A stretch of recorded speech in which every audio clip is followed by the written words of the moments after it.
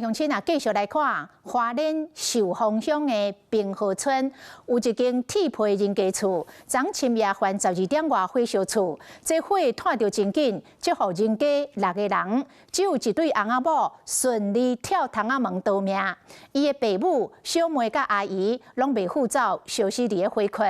现场有民众质疑着消防车延误救火，讲12点25分接到通报，一直到12点48分，已经经过23分钟才到位。村长有替消防队来陪会，讲因这个地头门牌号、拢跳号拢真复杂，才会无法度真紧来找到正确的地点。铁皮高大2层楼面铁火烧厝，外口的民众着急咧火，规栋楼仔厝陷入火海。红色的火光是闪袂停，阁一直冲白烟。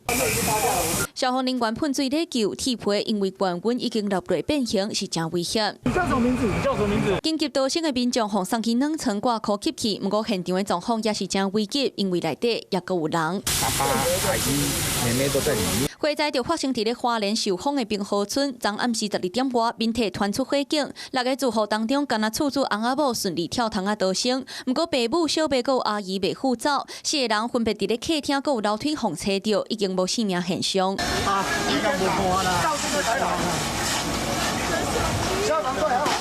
抢救的过程当中，现场传出民众的怨叹。根据了解，消防队暗时12点25分接到通报，不过48分才到现场，方质疑救援来了伤慢。距离大概有5分钟以上的路程，那也隔了一座月眉大桥，现场实际的地址其实是有落差。也辖区额外窗面，你看复杂。当地村长嘛表示，这个门牌真复杂，地书字迹是真歹定位，真恶找到正确的地点。不过面体是安怎会烧起来？目前高台单火调，还有监视人员进一步调查清楚。Hello， 我是陈雅玲。想要抢先掌握最及时的新闻资讯吗？赶快订阅、按赞、开启小铃铛，锁定华视新闻 YouTube 频道。